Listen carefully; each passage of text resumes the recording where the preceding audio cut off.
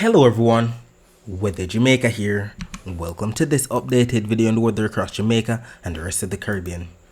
It is Sunday evening, February 9, 2025. Now before we jump into it, please ensure that you guys like the video. I'd really appreciate it if you guys get this video up to 100 likes. If you don't know by now, that's how the YouTube algorithm works. You all like the video and then the YouTube algorithm pushes the video out to more persons who are in the path of these tropical systems so that we can keep everyone safe, especially during the peak months of Atlantic hurricane season. That's August through to October. Share this video with your friends, your co-workers, your relatives, and even your church brethren, and subscribe if you haven't yet done so. Please ensure that you guys utilize the progress bar that's located at the bottom of the video, as well as the timestamps that are located not only in the comment section but the video description, so that you can skip to the points that you want to see the most in the video in order to save time, because we know that the videos over here where the Jamaica can be very long. Leave a comment down below, let me know what the that's like in your year recently. Also feel free to ask any weather related question that you might have about the future of the weather in your specific area. Alright, so before we jump into what's happening regarding the weather, we need to highlight the fact that we had a major earthquake a bit too close for comfort yesterday evening, and it was about the same time that I just began recording yesterday's video. And I live in Eastern Jamaica, so I didn't feel much of any shaking at all at the time, but there was indeed an earthquake. It states here, the United States Geological Survey, that's the USGS, has confirmed a major 7.6 magnitude earthquake that struck southwest of Georgetown, Cayman Islands, yesterday, Saturday, February 8, 2025 at 6:23 p.m. Did you feel the shaking? And we highlighted the image here from the USGS website showing the huge blue dot right here, showing that we definitely had a major earthquake, 7.6 right here to the west of Jamaica. Initially, the preliminaries were stating that it was an 8.0, but we know these things go, they're always revised as we get new information. So it was downgraded back to a 7.6. Either way, that is still a major earthquake. We know that anything from 7.0 to 7.9 is considered a major earthquake, and damage would have been expected, especially across the area that the earthquake struck. But thankfully, that was right here in the water. But boy, if this had ever struck on land, that would have been a different kind of scenario, because that's a big earthquake, definitely capable of causing some amount of damage for sure. But we all must remember that when it comes to these kinds of earthquakes, we always have to drop cover and hold on. Don't do anything else but that for sure. And we know that it's not only the Caribbean plate here that causes these major earthquakes. We can still get these huge 7.0s or more across Jamaica. Remember, we had one along the Enriquillo Plantain Garden Fault Zone in Haiti in 2010, and then again in 2021. So Jamaica is definitely susceptible to receiving such earthquakes, so we always have to remember what to do in the event of an earthquake. And even although the earthquake is long over, we're still getting some amount of aftershocks, but we know aftershocks are usually smaller than the initial quake, the main quake. Here's a 4.6, 4.8, and another one right here if I can click it. Alright, 4.2 right there. So all of those are right here to the west of Jamaica, to the southwest, or to the southwest of the Cayman Islands. And we have a one in red right here that just occurred, 4.1 right here across southwestern Nicaragua. This is a very important tool. You can bookmark the United States Geological Survey. They basically have all the earthquakes worldwide, and if you note, most of these earthquakes occur along these red lines. That's where the plate boundaries are located in general. But there was this scare yesterday, because there was a tsunami watch that was issued. There wasn't a tsunami warning, it was more so of a watch, because we weren't sure if there would have been a tsunami. And What we need to understand about tsunamis is that across the Caribbean, especially in and around Jamaica, it's very hard for us to get a mega tsunami like what we had in Indonesia in 2004 or Japan in 2011. It's very hard for us to get that across Jamaica with these types of faults that are near us. The fault that caused the 7.6 magnitude earthquake yesterday is called a strike slip fault. Basically, two faults underneath the water, the bottom of the water, in the Caribbean Sea, rubbing against each other, basically a couple centimeters every single year, and then sometimes we have a slip, and then it caused a huge earthquake like that one. Usually I don't get more than a 7.9 at most regarding these strike slip faults at all, but they can definitely cause great damage. They're big earthquake makers for sure, but to cause major tsunamis, can't say they can cause tsunamis, but major tsunamis, no. Maybe a meter wave height, a 2 meter wave height, 3 meter wave height. Nothing that drastic to bring a lot of water inland and cause crazy flooding and loss of life. But it's the subduction plates that are near Indonesia and basically Thailand as well as Japan that cause the mega tsunamis. These are the ones that cause the 8 plus and the 9 plus magnitude earthquakes. These are called the great earthquakes. Significant damage expected for sure. And what usually happens when it comes to these earthquakes, let's go back to the first image. So we're going to be looking at it in the order. So number one, basically we have the subducting plate going underneath the other plate to the north, and basically we have the plate right here on top of it being eroded, overriding the plate, and then we have this kind of activity, a slow distortion, and then when it slips back up, that is what triggers the whole tsunami out at sea, the snapping back of the land up into place from being pulled by that other plate margin right there, and then when it snaps back into position, we have a lot of water being displaced, thus causing a massive tsunami. And that was what took place in Japan in 2011. That was what took place in and around Indonesia, Thailand, those islands in the southern Indian Ocean back in 2004. So it's very hard for that to happen in Jamaica, but we've had a tsunami before. That was way back in 1692. The earthquake around Port Royal, that was 7.5 if I'm not mistaken, if not a 7.0. But there was talk that, oh, this caused a tsunami, and remember the giddy house right here that was tilted over. All of that has to do with something else. That has to do with liquefaction. What is liquefaction? It states here, liquefaction is a phenomenon in which the strength and stiffness of a soil is reduced by earthquake, shaking, or other rapid loading. When liquefaction occurs, the strength of the soil decreases and the ability of a soil deposit to support foundations for buildings and bridges are reduced. So that was what happened in Port Royal. We had liquefaction. Port Royal is basically all the way out there on a little strip of land near the airport. And that soil isn't really stable. That is what caused the whole liquefaction in general, because we didn't have liquefaction across Kingston or Portmore, St. Thomas back in 1692.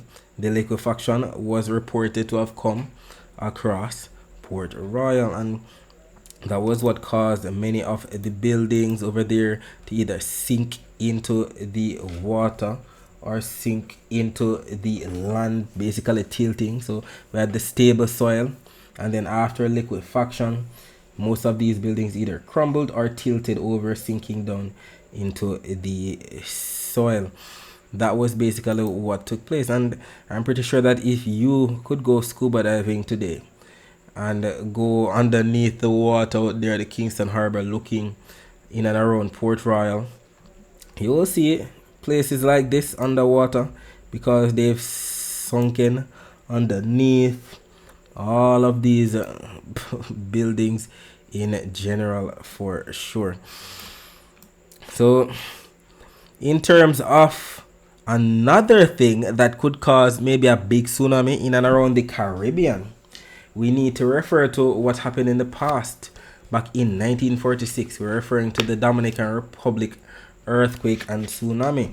Basically over there, they have a different kind of fault system. They have a whole trench, a Puerto Rico trench is what they refer to it as, the septentrional fault and the Muertes fault.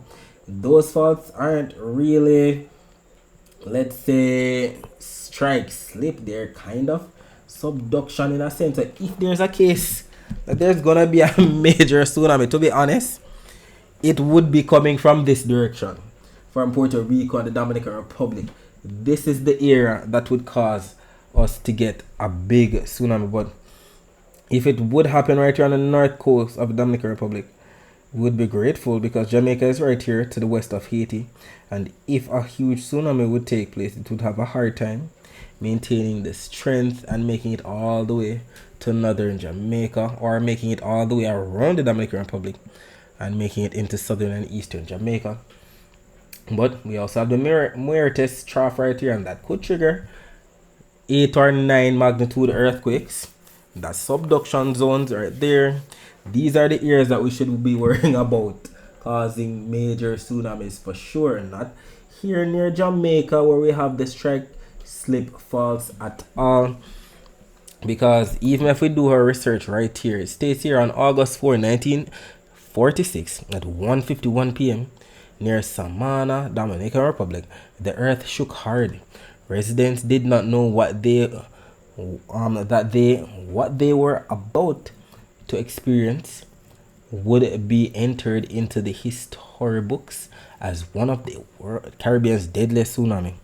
The tsunami measured a whopping magnitude 8.1, and together with the tsunami which followed, caused widespread damage across the island of Hispaniola. The earthquake killed about 100 people and left nearly 20,000 homeless. Severe damage was reported in northern Dominican Republic from Puerto Plata to Santiago and Samana, with sand blows observed in areas near the epicenter.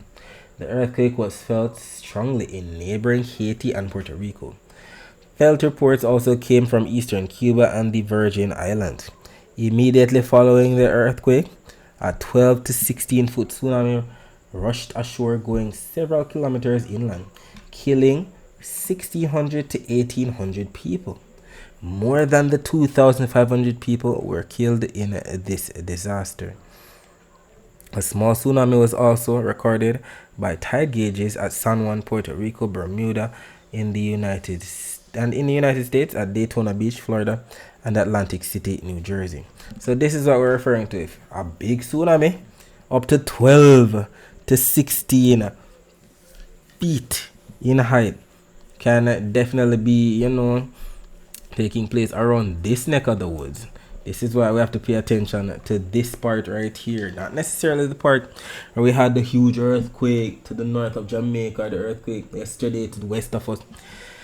These faults aren't capable of causing the major tsunamis. Definitely in and around the Dominican Republic, Puerto Rico, this is the area that we should be worried about if it actually takes place. You just have to hope and pray, because boy, don't want to be caught off guard or be on the road if something like that should happen, and we see how slow it is for news to be carried about. Because look at the earthquake yesterday. It happened at 6:23 p.m. and many persons didn't even know about it. Many persons getting the news after 7, getting the news after 8, 9. It was very delayed. I didn't get the news until about 1 hour after it took place, because I was busy making yesterday's video. So boy, we just have to hope and pray, because if there's gonna be a tsunami, definitely coming from this side. If not, maybe a rock falling from space or whatever the case may be. Alright, so we're gonna switch gears and talk some expert insights. We're gonna be looking at what Paul Roundy posted. He's one of the persons on Twitter that you need to follow if you're not already doing that. He's a professor of atmospheric science. You know, that has to do with weather in general. And he made a tweet today, well, a post, at around 6:50 a.m. basically stating a stunning El Nino like East Pacific rainfall signal coming up in ECMWF long range data, even while the Central Pacific La Nina suppressed rainfall persists. This is what he's highlighting. We can basically see that there's going to be an increase in moisture across the eastern to the Central Pacific right here, because of the possibility of an El Nino coming up according to the ECMWF. But remember yesterday, if not the day before, we highlighted that the GFS was stating that it would have been more of a neutral, if not a full neutral like kind of pattern. So it makes sense that the Euro is trying to say that, oh, there's going to be an increase in rainfall here across the Eastern Pacific, thus causing more upper level wind shear across the Atlantic, definitely causing it, well, making it hard for storms to develop. But we also see that for the same time period, March in general, we can see right here that there's going to be an abundance of rainfall. So basically starting out this spring wet. We'll see how it actually unfolds as time goes on, and whatever takes place, I'll definitely be here to keep you posted. Alright, so we're going to be looking at what the latest Euro and the latest GFS supercomputer models are showing. As usual, so keep your eyes focused right here on the top as we go out to the next 168 hours, that's the next 7 days. Keep your eyes focused on Jamaica right here as we look for all of this that we see on the key on the right. That's the reds, the oranges, the yellows, and the greens represents inches of rainfall. So we can see that as we head into Monday, definitely see those greens across northern and eastern parishes, northeastern Jamaica once again. During Monday morning, Monday afternoon, not much of anything at all. Tuesday morning though, we see the dots of greens in and around the island, especially across southern and western parishes during Tuesday afternoon. Very interesting. Heading into Wednesday morning, not seeing much of anything, but during the afternoon we see the greens across eastern and central Jamaica. Definitely going to be getting on some afternoon rainfall there. Thursday morning, just some dots of greens across the eastern end of the island. Then Thursday afternoon, we see the activity stretching from the east and then pulling into the central and the western portion of the island. Friday, don't see much of anything. Maybe some isolated showers across eastern Jamaica on a Friday afternoon. Saturday, we see moisture extending from the ABC Islands all the way up into portion of Jamaica, eastern Jamaica, central and western Jamaica, especially during Saturday afternoon. And then we're going to be stopping it right here at the end of the 168 hours. So this is valid for Sunday, February 16. Not seeing much happening across Jamaica for that time period, but we do see some moisture to the southwest of us, some moisture to the south of Hispaniola, the ABC Islands extending into the Windward Islands. We also see a lot of moisture associated with the frontal system extending from the eastern portion of the US all the way down into the portion of the Gulf of Mexico. Let us match what we just saw on the latest Euro to the latest GFS. So just like the Euro, we see the morning rainfall across northeastern parishes. On Monday for sure, not seeing much for Monday afternoon, but Tuesday morning, definitely seeing that rainfall across northeastern parishes, spilling into second of some central and western parishes during Tuesday afternoon. Wednesday, some dots of greens represent some isolated shores across eastern and northwestern parishes. Thursday, not seeing much, but Friday, look at the abundance of moisture into portion of eastern Jamaica, affecting southern and western parishes during Friday afternoon. Saturday, northeastern parishes getting in on that rainfall. Then Saturday afternoon, central and western parishes with that rainfall. I'm going to be stopping it right here at the end of the 168 hours. So both of them now showing Sunday, February 16. And what do we have in common on both maps? Basically not seeing much of anything across Jamaica, but we definitely see that moisture associated with the frontal system across the east coast of the US extending down to the Gulf of Mexico, just like what the Euro was showing. Either way, in terms of the accumulated precipitation forecast maps, we can clearly see that for the next 7 days, the most rainfall that should be plaguing the entire Atlantic, well, the Western Hemisphere in general, should be where we have the reds into the burgundies, that's the 1 to 2 inches of rainfall, the purples into the pinks, that's the 3 to 5 inches of rainfall range. And we can clearly see that the most rainfall over the next 7 days should be across French Guyana, Suriname Guyana, eastern Venezuela, southern Venezuela, western Venezuela, Colombia, Panama, Costa Rica, eastern Nicaragua, eastern Honduras, into portion of the Yucatan, Belize, section of Guatemala getting in on the mix as well. We can also see an inch all the way up to maybe 2 inches of rainfall expected across the eastern Caribbean, sections of the US and British Virgin Islands, Puerto Rico, the Dominican Republic right here, sections of the ABC Islands, northeastern Jamaica, and far eastern Cuba. And it's not only the GFS that we see here that's showing this, but even the Euro model right here. If we take a close look, we can see that all the areas that the GFS had shaded receiving much of that rainfall basically shaded here on the Euro too, and that's what we look for. We look for consensus on both the models, and we definitely have that. So especially these areas that are going to be receiving those burgundies, purples into the pinks, that represents anywhere from 2 all the way up to maybe 5 inches of rainfall. Those people definitely have to take necessary precautions that they're not that drastically affected if they get on some amount of flash flooding, if not some landslides.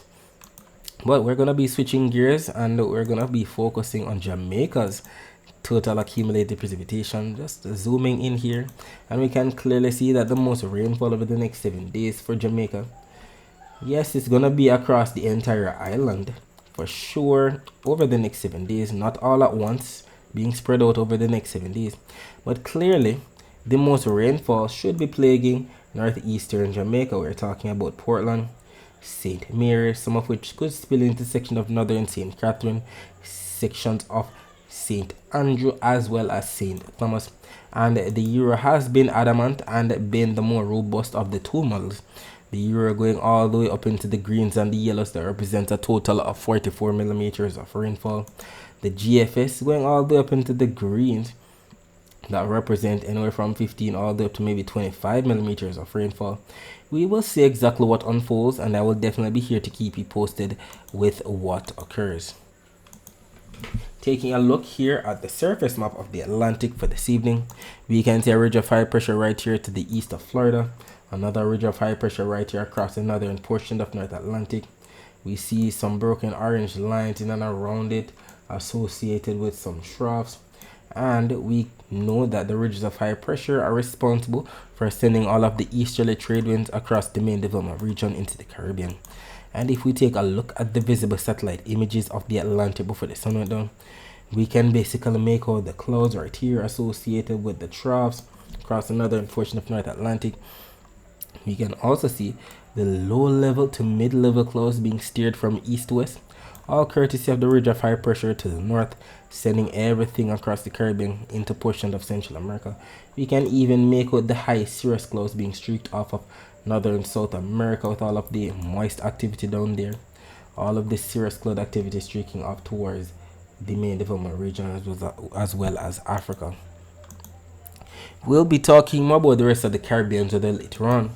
Let us focus our attention on the prediction that was made in yesterday's video about the weather across Jamaica for today, Sunday, February 9, 2025.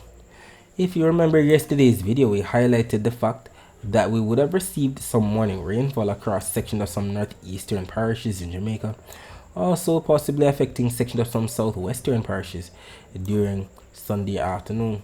I know northeastern parishes, well, first of all, eastern parishes.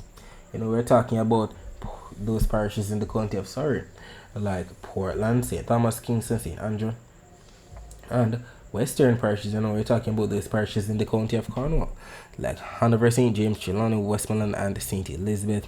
While northern parishes, we're talking about Hanover, St. James, Trelawney, St. Anne, St. Mary, Portland. Southern parishes, we're talking about Westmoreland, St. Elizabeth, Manchester, Clarendon, St. Catherine, Kingston, St. Andrew, and St. Thomas. And what ended up happening?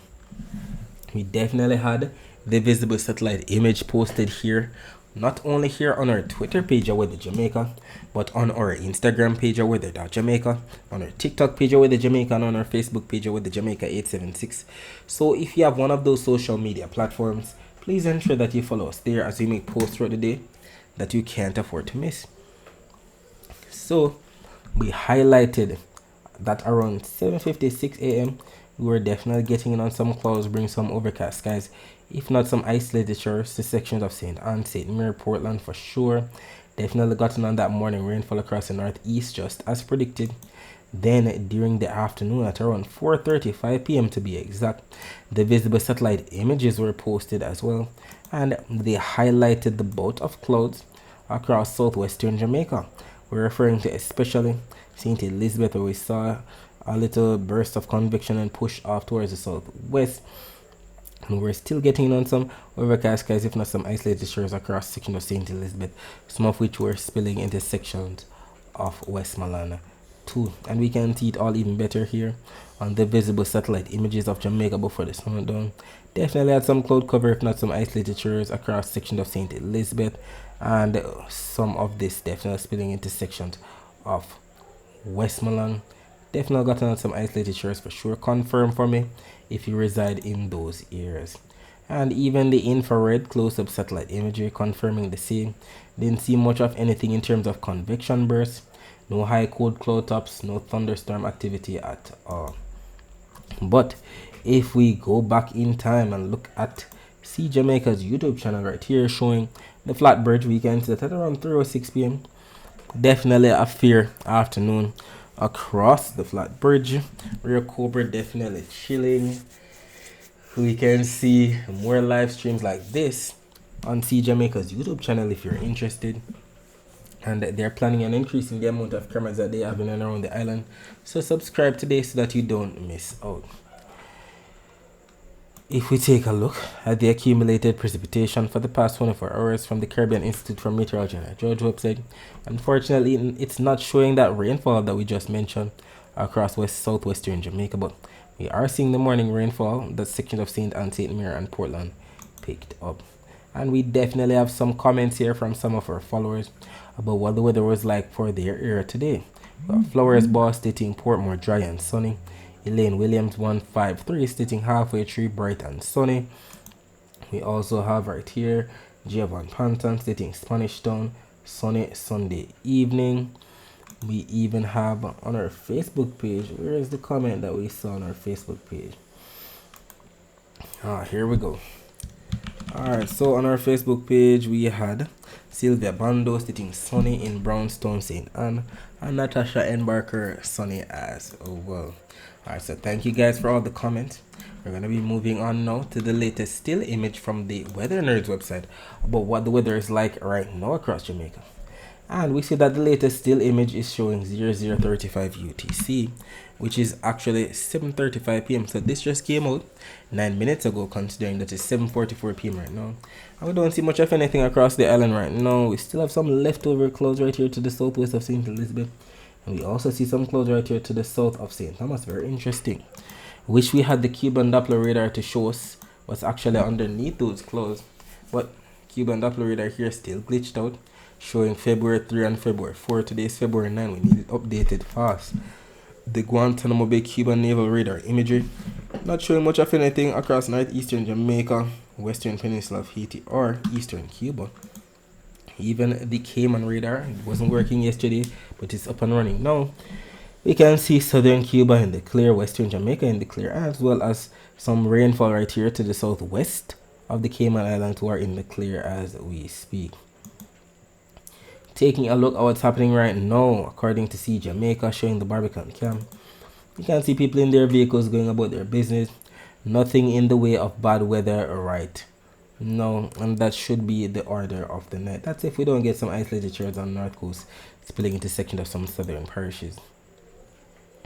Taking a look at the temperatures right now, or where they should be getting as the night progresses, up to 25 degrees Celsius in both Montego Bay and Kingston. And by about 4 a.m. on Monday, temperature should dip down to about 23 degrees Celsius in both Montego Bay and Kingston. Taking a look at the temperature forecast for tomorrow. This map from the GFS is valid for 18Z on Monday, which is actually 1 p.m. on Monday. And we can see Jamaica right here embedded in some grays and some slight yellow colors. That represents average to at least 1 degree Celsius above normal temperature. And we know that the normal temperature for the month of February across Jamaica is around 86.4 degrees Fahrenheit. And when that's converted to degrees Celsius, that's around 30.1 degrees Celsius. So we should be receiving anywhere from 30.1 all the way up to 31.1 degrees Celsius for Jamaica's temperature on Monday. And we're grateful that we only have one maintenance outage advisor here from my JPS Online to highlight. We definitely have to highlight these because we know that when we have power outages, it can definitely make the heat feel even worse because we don't have our fan or our AC to cool us down. So if you live or work in these areas, or if you have your friends or relatives who live or work in these areas, let them know that a power outage is coming their way. And we're referring to these couple areas, Chester Avenue, as well as Iron Shore in St. James, for Monday, February 10, 2025, between the hours of 10 a.m. to 4 p.m. And as usual, we have some tips right here to beat the heat if tomorrow is going to be a bit too hot for you. It states here, when outside, seek shade. Eat fresh, try eating cold food such as salads and fruit. Rest, make sure you get enough sleep and rest if you're feeling tired. Soak, take a cool shower or bath to help you cool down. And I cannot stress enough the importance of drinking lots of water throughout the day. Even if you're not thirsty, stay hydrated, as well as put away those sugar drinks. Drink lots of water instead. Taking a look at the dry air map, we know that the dry air is represented by what we see here on the key on the bottom. That's the yellows, the oranges, the reds, and the whites within those reds. And we can see an abundance of dry air right here off the coast of Africa. We see that there is dry air across the entire Atlantic basin, with the most dry areas off the coast of Africa. And we also see we have a mixture of moist to the low end of the scale in terms of dry air, the yellows, across majority of the Caribbean. Very moist these days across the Caribbean. You also see a lot of moisture across the Eastern Pacific, and the waters right here associated with the intertropical convergence zone, just right here off to the east of French Guiana, as usual. But regarding the dry air, we know that the dry air can definitely put a lid on the atmosphere, making it hard for it to rain. But it hasn't been hard for it to rain at all these days, especially how moist the Caribbean has been. We've been seeing the visible satellite imagery. We see the low to mid-level clouds pushing from east to west, and we know these clouds definitely have some moisture within them. So that's what we're referring to. That's why we have so much yellows on the dry air map across the Caribbean. Definitely moist for sure. But regarding the Saharan dust forecast for 2 p.m. on Monday, we can clearly see that North America, the Bahamas, the Caribbean, Northern South America, and Central America should be in the clear because all the browns that represent the Saharan dust should be right here across portions of the main development region. And we're indeed grateful that we're not seeing that dark shade of brown. You know, the dark shades of brown means we're looking at a very vigorous plume that can cause very hazy skies, not to mention trigger somewhat of respiratory illnesses in some persons. So as for 2 p.m. on Monday, we're indeed grateful the Saharan dust is way out there and it's not that robust at all. Taking a look at the wave forecast for tomorrow, this has been the order for the past 2 weeks. Basically, the light blues into dark blues extending from the Gulf of Mexico into the northwestern Caribbean. That represents anywhere from 0.5 meter wave height all the way up to 1.5 meter wave height. While the purples into the pinks extending from the waters to the south of Jamaica, across the central Caribbean into the eastern Caribbean. That's where we're receiving the 2 all the way up to 3 meter wave heights for sure. On the north coast, tomorrow up to 1.9 meter wave heights, 2 meter wave heights on the south coast. And that's because of the winds that are expected. We see the dull greens right here across the Gulf of Mexico, representing anywhere from 5 to 10 knots. But the bright greens into yellows, that represents anywhere from 50 all the way up to 25 knots, should be expected across the Caribbean. And we see that east-northeasterly kind of flow for sure.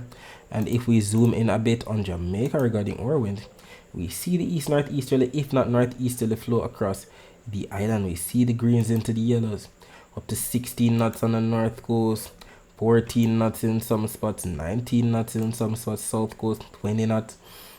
And we also see that the air could be piling up once again across sections of some southern parishes.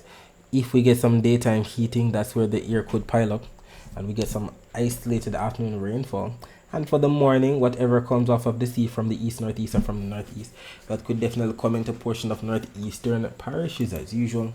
And with the upper level winds coming in from the southwest, we'll see how it actually plays out regarding the upper level winds and the high level clouds. If we actually get some of these high cold cloud tops to steer off those serious clouds to that direction for sure. And if we take a look at the actual rainfall forecast maps now, this map from the Euro and this map from the GFS are both showing 5 a.m. on Monday. And we can clearly see that there's going to be some morning rainfall as usual across the northeast. Portland may be spilling into section of St. Mary and St. Anne. The GFS adamant about the Portland, though some of this activity could even spill into section of St. Thomas.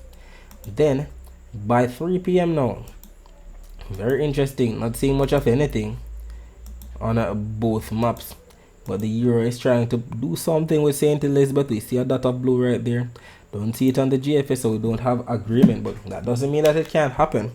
We'll see exactly what unfolds. Let's see if the Euro wins, or let's see if the GFS wins. Will it rain in St. Elizabeth or not on Monday afternoon? It's just a waiting game at this point, and I'll definitely be here to keep you posted. Even the accumulated precipitation forecast maps are showing that the most rainfall over the next 24 hours should be plaguing Portland, up to 0.3 of an inch of rainfall there, while the GFS showing up to 0.13 of an inch of rainfall. We'll see exactly what unfolds, and whatever happens, we'll definitely take it, because we're in the month of February. We're in a dry season.